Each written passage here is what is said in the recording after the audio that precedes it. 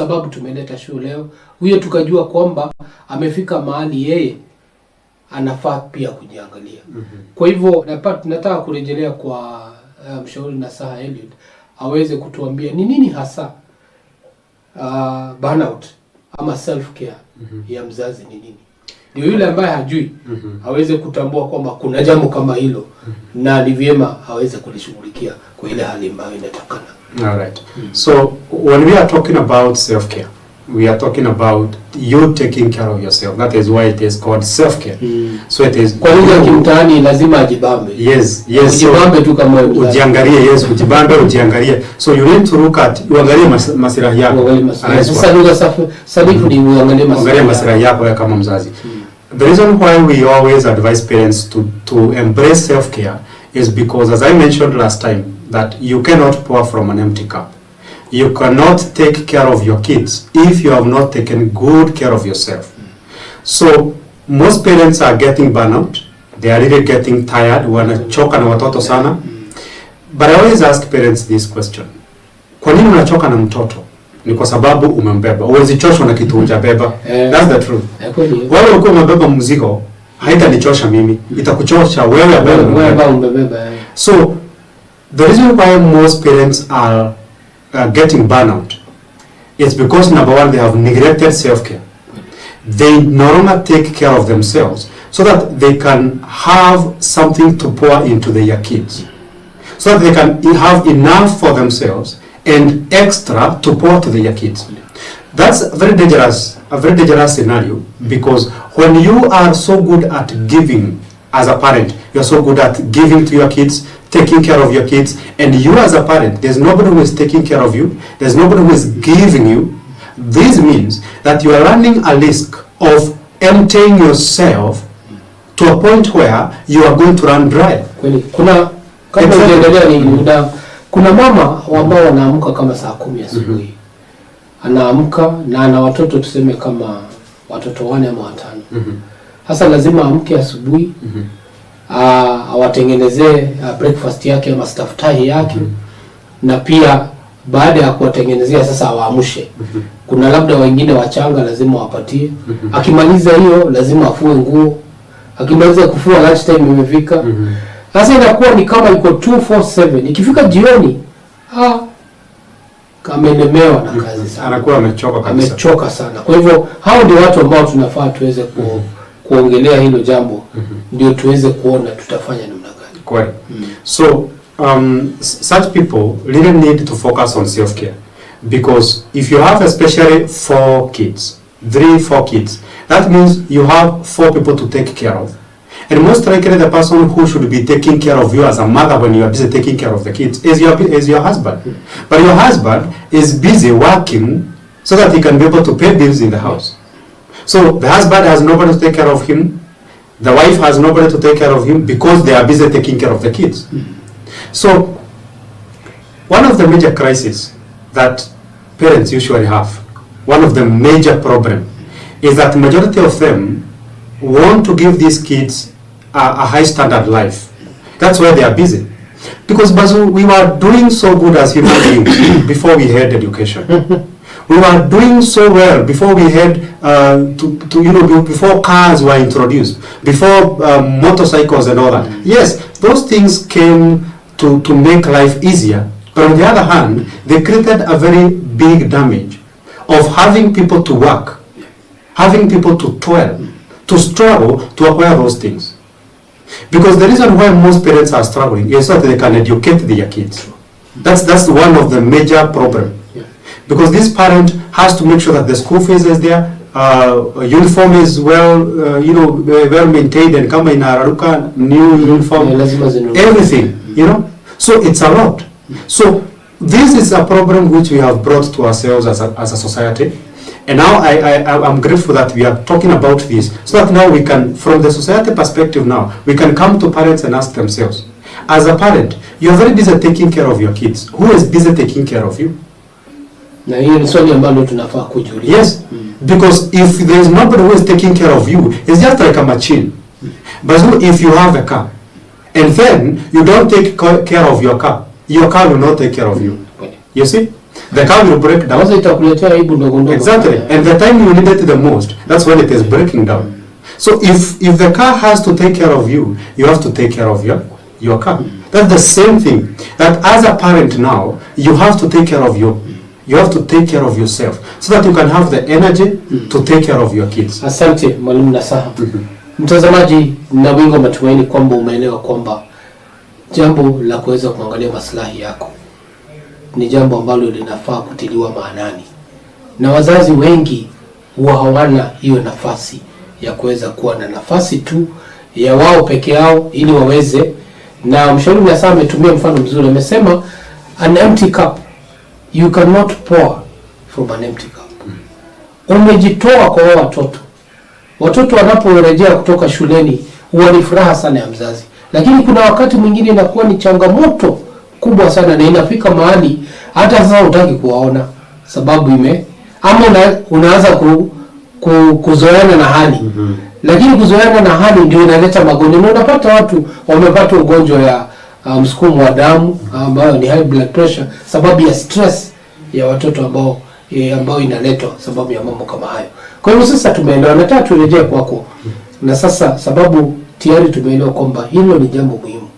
Sasa ishara ni gani? Tutajuaje kwamba huyu mzazi tayari amefika katika mpaka wa kwamba sasa anahitaji kwenda kujipatia hiyo self care ama kuangalia maslahi yake? Karibu. There are numerous signs that can tell you that this parent need to rejuvenate themselves.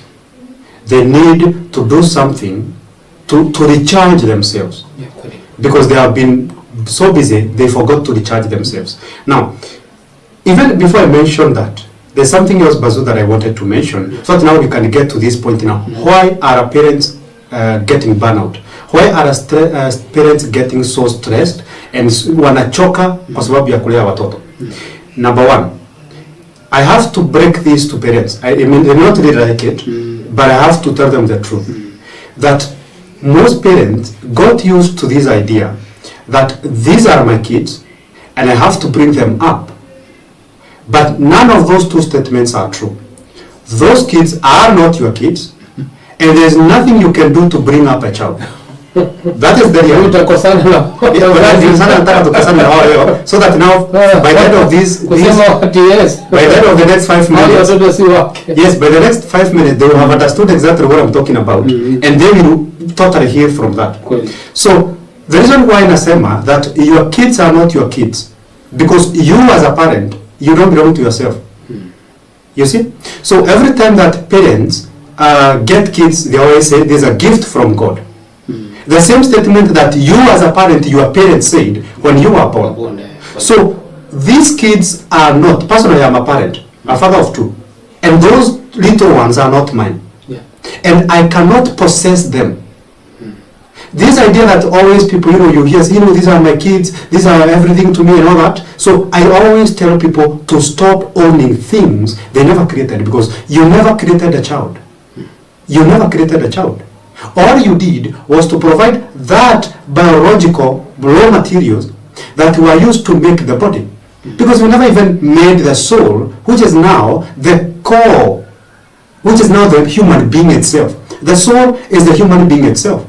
What you contributed as parents is now the biological, genetic materials that made the body. But these little ones are not yours. You are just a custodian. And you know they are not yours, because the day the owner decides to come for them, there's nothing you can do to hold them. There's nothing you can do to prevent them from going. If the one who brought those kids to this universe decides, haka wacha niende, hakuna kitu utafanya. So we need to stop owning something that we never created. The moment now you detach from that, you detach from your kids. I always give people a very good example when I talk about detachment theory, because there's something that we call detachment theory. You love your kids, but you are not attached to them. Just like when you see the train. Yes. The train, the cabins of a train, they are joined together, but they are not really joined together. The way they have been joined together, zinaweza toanishwa. They are independent, but zimeshikana. That is the same thing. Because so many parents are saying, I'm so busy bringing kids up. And I always ask parents, what exactly are you doing to bring them up? Because the only thing that you are doing is to provide an environment where they can bring themselves up. And that's why I always tell parents that if you as a parent, you can bring yourself up and then provide an environment that the kids are going to bring themselves up. That's all you need. You just need to provide the environment, not to bring them up. Because I don't remember ever a parent waking up and saying, no, my son yesterday was 3 centimeters of height. Now I want him to be 4 centimeters. Sasa now I want to go and grow him up. I want to go and grow him up. There's no such a thing. Even the food that you give them, the food nourishes them. Because there are kids who are given food, but it never benefits them. They still die because of malnutrition, but they are eating. So this idea of possessing something that in linearity you never created is what is adding unnecessary burdens to ourselves. True. That if your child starts taking bangi sahi ama anza kukua mlevi, you as a parent, you become miserable. Your life is over simply because your child's life is over. That should never be the case, because this kid got you here. This kid found you here. You are doing amazingly well before they showed up. And now you want to tell me that now after they have showed up, now that they are going to give you sleepless nights, they are going to make your life miserable, they are going to make you start developing high blood pressure, depression and stress. That should never happen. That's why I'm saying that the most important thing as a parent you should be doing is not focusing on bringing the kids up. Just make sure that you're giving them that holistic environment where they will bring themselves up. You'll be surprised. They will bring themselves up. True. Because you are just a custodian. So don't hold on to them. Because the more unawabeba, you've seen parents, akitoka nyumbani, akienda kazini, after every 5 minutes, anapiga simu nyumbani. Hey, na watoto wanaendelea aje? Hey, I hope huwa hawapigani. I hope hawaendi kwa socket. I hope hawaendi kitchen huko wachomeke. Anazima hiyo. Anakaa after another 10 minutes anapiga simu. Na hapo aje? I hope hawapigani. No, just relax. These guys are going to kill you. You know? And you are the one who brought them here. You are the one who gave them that pathway. Because parents come from God, the higher power, that now most people will call God, others Yahweh, others whatever the name. They come from from God through parents to earth. Sure. They don't come from the parents. Kids don't come from the parents, they come through the parents. You see? So as a parent, you are just a path through which those kids were used to run here. So don't let these kids now become the reason why you are going to die a premature death. One way that you can know that a parent has burnout, one way that you can know that a parent needs self-care is these parents who are highly irritable. Mzazi ambaye ametoka tu kazini, amefika nyumbani, kuingia tu hivi kwa mlango, the first thing atapatana nayo ni teke. Anakasirishwa na vitu zenye hata haziko uhai. Amepatana na kiti ya plastiki kwa mlango, amegonga, imevunjika, imeenda imegonga kitchen, imemwaga chakula ilikuwa jikoni, amegonga paka, you know, those kind of things. So those parents who are highly irritable, that hata mtoto akifanya tu kitu kidogo ya utoto, because watoto wanafaa afanye utoto kweli. That's why I always tell parents, kama uko na mtoto, wacha kuambia mtoto aache utoto. Mtoto anafaa kufanya utoto. You see? So wakati mtoto amefanya ka utoto yake, which mtoto ana enjoy, and that's what they are supposed to be doing, this parent is highly irritated. Anachapa huyo mtoto, anagonga mtoto. You have even seen some anachoma mtoto. There are cases of such. Amechoma mtoto, mwingine amedunga mtoto na kisu, mwingine amechapa, sijui mtoto amekuwa paralyzed, vitu kama hizo. So it is wanachoma, lakini hiyo ni kuonyeshana. Pia ni ishara kwamba mtoto anapoteza pesa. Exactly. Ama anachukua kama labda 20 bob anaenda kununua. Just something that hiyo inafanya mzazi anamfunga, anachoma hiyo mikono. Na ni 20 bob. Ni shilingi. Kwa hivyo nikuonyeshana tayari huyu there is a problem. The problem is not in what the child did. Yes, see 20 bob. The problem is not in what the child did. The problem is in the parent. Because that is a very insignificant thing. Hata kugogea mtoto, hata kukelelesha mtoto. Because unless ameenda akachukua 20 bob akaenda akanunua bag.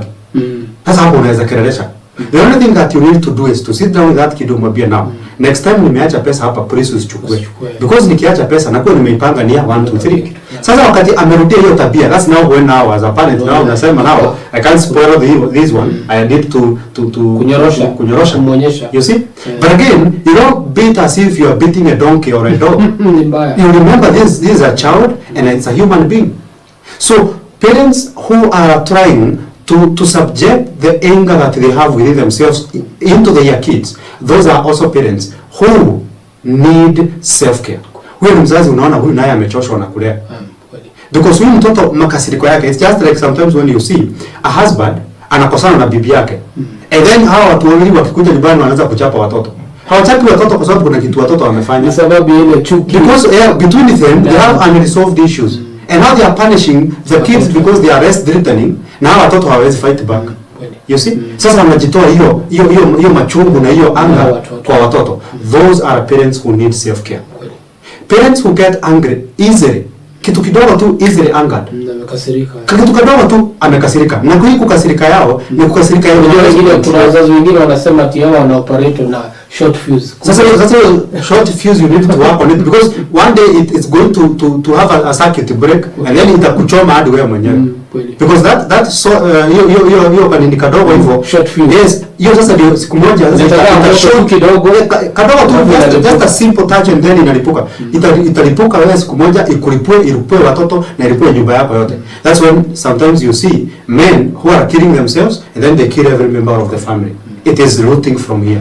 So another sign of burnout ama mzazi mwenye anafaa akuwe na self care are these parents who sometimes forget about kids.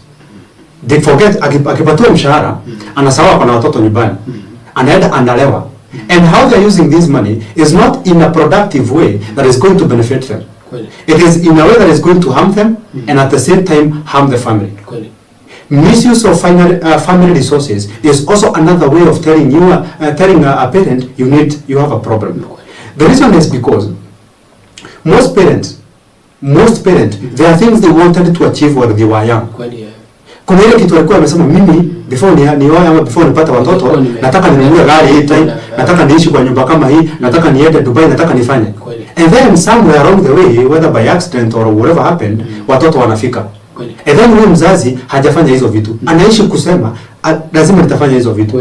And then at some point anasahau kwamba ashakuwa mzazi. Anatumia ile pesa ile kidogo kwa familia kufanya zile vitu alikuwa anataka. Ni mipango yote ya familia. Definitely. So wakati wewe kama mzazi wakati wako umepita wa kufanya kitu, you need to accept the reality of what is kwamba hiyo ilipita. Hiyo wakati ilipita. Na sasa uwe uchukue majukumu yako kama mzazi. Yes, the only thing you could do now because usitesa watoto wakiwa hapo. So what you need to do now is bring up the kids. And then sasa wakati watoto hiyo wakati utamaliza kama ni kusomesha and all that. And again last time I told parents now if you cannot don't go stealing and kuchukua maroon ndio upeleke watoto international schools. Mimi nilisomea day school na mnaniwatch hapa. You see? Nilisomea day school pale nilikuwa naenda kila siku na sasa hakuna pale siwezi enda. So it's not about the size, you know, the status of the school. It's about the quality of the education that the child is getting. And not even the quality of the education that the teachers are providing, but how serious is this child?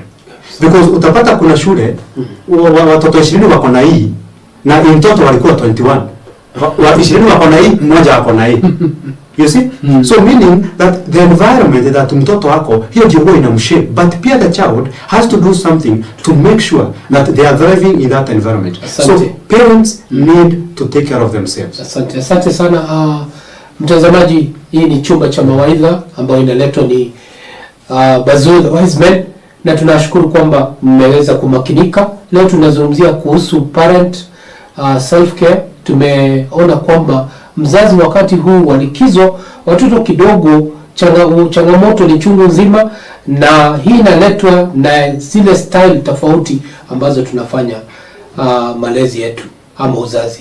Na mshauri na saa ameweza kuzungumzia kwamba tuweze kuelewa kwamba hawa watoto ni zawadi ambao Mwenyezi Mungu alitupatia, na ni sisi tuweze kupatia mandhari mazuri ndio waweze kukua kwa ile njia ambayo inahitajika. Na pia akaongezea kwamba jinsi ambavyo tunaweza kujua ni huyu mzazi anahitaji, na amesema mambo kama mane hivi.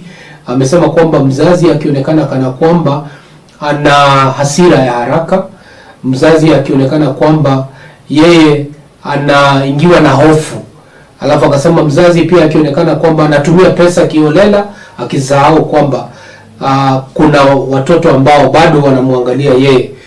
Hizo ni ishara kamili za kuonyeshana kwamba huyu mzazi anahitaji self care, na ni vyema aweze kujirejelea na kujali maslahi yake, na wakati atakapojali maslahi yake, basi ataweza kuwa ni msaada kwa familia yake. Sasa nataka nirejee, sababu producer wangu ananiambia muda na unanipa kisogo. Na kabla sijarejea, ningependa kupeana big shout out to Dorcas ambaye anatutizama akiwa Makongeni Thika. Asante sana Dorcas, tuandikia comment yako hapo na tutapata kukujibu.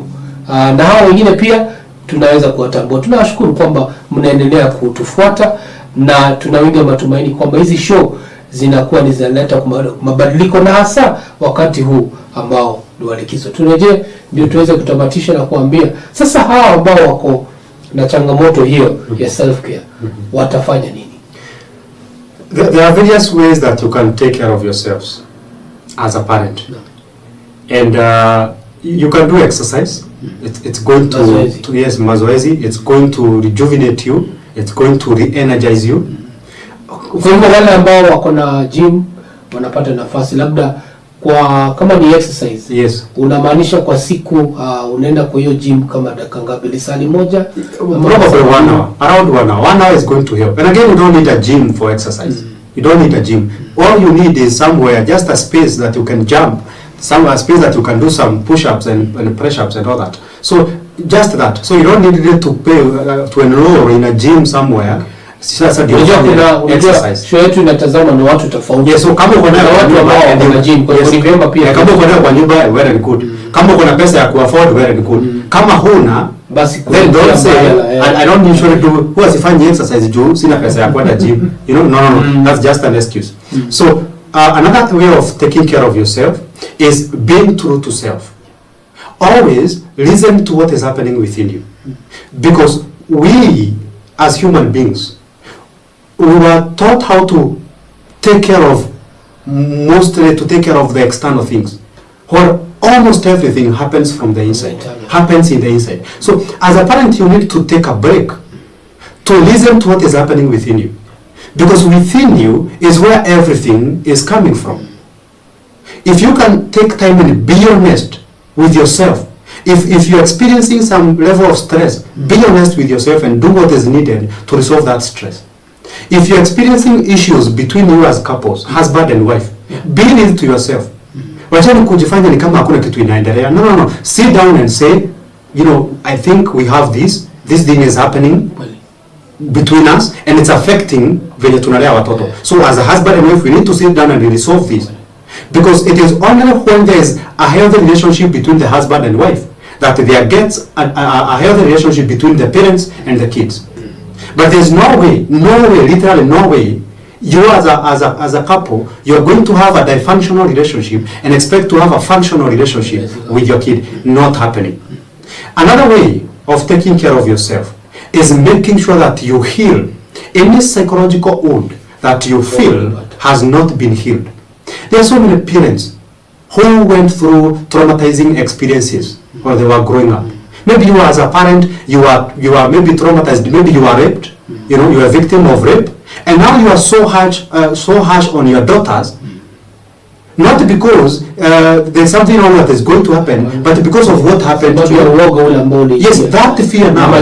Yes, that fear, that pain, that anger of something that you experienced at one point in your life is now what is bringing up your kid instead of you. And sometimes you see parents who look back and they look at their kids and they're like, who brought up this one? Who nani amelea? Because see me, of course see wewe.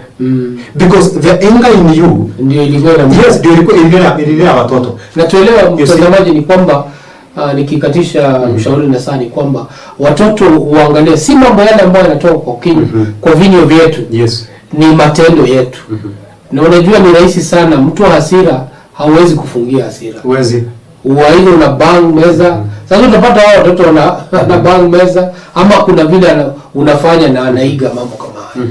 So hivyo kwa hivyo ni ukweli. It's very important. Umesema yes, because so many kids these days are not being brought up by parents. They are being brought up by traumas that parents have. Most kids are not actually, their parents are breeding on them the psychological odds that they have. Maybe there is a parent who was in a relationship which broke, and then maybe this parent was abused in one way or another, and they have never got an opportunity to heal from that. So if you don't heal from your psychological wounds, then you are going to breed on your kids, and the moment you breed on your kids, they will breed on their kids, and then that becomes a generational problem. But it's emanating from, it is rooting from you. So parents need, one of the major ways you can take care of yourself is be real to yourself, look into within, and ask yourself, is there anything that is interfering with my parenting? Is there something that I've not been able to heal? Is there something that I'm not in good terms with within myself, in my life, that is preventing me from giving the best to my kids? So if you're not going to parent yourself, your kids are going to parent you. That is the problem. That parents need to parent. You have seen so many kids. Mtoto anatoka nyumbani, sorry, anatoka shuleni, maybe it's a daycare, a day school. Anatoka nyumbani, anafika nyumbani. Sorry, anatoka shuleni, anafika nyumbani. Akifika nyumbani anapata hata wazazi hawako. Na kuna yana siblings. Huyu mtoto the first born ndiye anajua chenye watoto watakula, ndiye anatayarisha watoto nini na vitu zote za nyumbani yeye anafanya. And then watoto wanakuja nyumbani wakiwa walevi. Mzazi anakuja nyumbani akiwa mlevi kama ni mzee, amejikojolea, anakuja analala kwa kiti. The same mtoto anaona sasa dadi akilala kwa kiti na amejikojolea, sasa sijui inabidi achukue huyo mzazi ampeleke kwa kitanda. Mzazi anakuja na matope yake anachafua nyumba. Huyu mtoto lazima aoshe. Unaona? Huyu mtoto maybe hata huyu mzazi ako na magonjwa mengine. And this parent is sick, completely sick. But it's sickness that they can go out there and get help, whether from a counselor, whether from a doctor, whatever they, depending on what they are going through. So if you do not parent yourself, if you do not take care of yourself as a parent, what you are doing is that by not making a choice of taking care of yourself, you are automatically making a choice of your kids taking care of you. If you are not parenting yourself as a parent, you're choosing automatically the choice of your kids parenting you. And then after a few years, you look at your daughter. Mtoto wako msichana ako 35 years, hata hataki kuolewa, hana haraka. And then you are wondering, nini baya na huyu hata hataki kuolewa? But the problem is, huyu mtoto mwenye ako 35 years old hata hataki kuolewa, already ashakuwa mzazi kwa maisha yake yote. From akiwa 5 years old, alikuwa mzazi wa the younger siblings, na wewe mzazi bado alikuwa mzazi wako. So huyu mtoto wako already ashachoka kulea, because wewe kama mzazi amekulea, amelea watoto wao wale wadogo. So hata hana haraka na hana ile haraka ya kusema now I need to have my own kids. Why? Because I'm already hatamani, because nisha parent watoto wangu wetu, because parents were not there.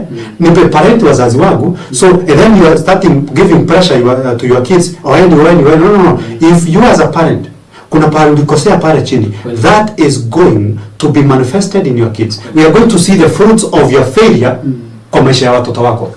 So parents need to embark on self-care by all means possible. Take time to recharge yourself. Take time to listen to what is happening within you and be real to yourself. Kama uko na vitu zinakusumbua, don't wait until it's too late. Wakati umeanza kukatakata watoto wako, wakati umeanza kwenda kazini umeharibu kila kitu, wakati umeanza vituko hapa na pale, don't wait until it's too late. Don't wait until now you hit the rock bottom. No. Just be honest. Listen to what is happening within you and then address those issues.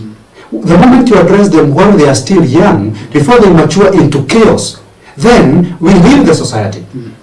If you heal as a parent, that automatically translates to increasing the possibility of bringing up kids who are healed. And the most important gift, the most priceless gift a parent can give a child is the most healed version of themselves. The most priceless gift as a parent you can give your kids is the most healed version of yourself. They don't need the cars, we grew up without them. They don't need the luxury and swimming pools in the house, we grew up without that. They don't need to have 100 pairs of shoes and clothes. We grew up without that. And we are thriving amazingly. But if you can create your time to listen to those kids, to know what is happening to them, then you're shaping them in an amazing way. But there's no way, you as a parent, you are wounded, and then you want to sit down and listen to a child who is also wounded. And as I conclude on that, Bazoo, the reason why I said, for example, let me give you a good example. Let's say, for example, nikuachie nyumba kama hii, yenye tuko studio, ni nyumba yangu, and then nikuambie Bazoo, nataka kwenda America for 10 years. And then nikuachie hii nyumba. Nikuambie, now this house is mine, but I want you to take care of it. I must leave you with instructions on how you are going to take care of the house. Lazima nikuambie, kuna hiyo fridge utakuwa unafanya 1 2 3, this room iko na vitabu utakuwa unafanya hivi. You know? So when you are the custodian of something, that means that you take care of that thing which you are the custodian according to the owner's instruction. That is why I told parents, they need to stop owning kids. They need to stop possessing kids. Why? Because the moment I possess my child, I'm going to bring up that child according to my own ways. But what happens when I say to myself, this is not my property, it is God's property. And if I'm just a custodian, how will I bring up this child? Based on what God says, I should bring up the child, because the child is not mine, I'm just a custodian. God owns this child. Because God is the only one who can produce the blueprint of what it takes to have a human being. To have a walking and a breathing and a sightful human being. You see? So we need, as parents, to make sure that everything that we are doing, we are remembering that we are just custodians. Tuache kubeba watoto kama mizigo, tuache kuchukua watoto kama ni subua, tuache kuona watoto kama ni vitu zimefika nyumbani, so that we can bring them up according to the owner's manual, to the creator's manual. Sawa, asante sana. Muda umetupa kisogo, mtazamaji wetu. Tungetamani kuendelea kwa kina ili tuweze kuendelea. Naona wengi watu wamechangamuka sana, na washukuru kwa jumbe hizo maridhawa ambao umetuma, na tutaweza kuendelea na show hii wiki ijayo, na tunaomba kwamba muweze kutuandikia comments ili tuweze kuingia kwa kina, kuweza kuona ni muhimu gani ambao mzazi anafaa kujishughulikia. Kwa hivyo tunapenda kuwashukuru. Tumefika mwisho wa show yetu ya leo. Tunapenda kuwashukuru sana kwa vile ambavyo mmemakinika na kuendelea kwa pamoja nasi. Wale ambao kidogo wameingia kuchelewa, usije ukajali ama usiwasi njia ya kimtaa.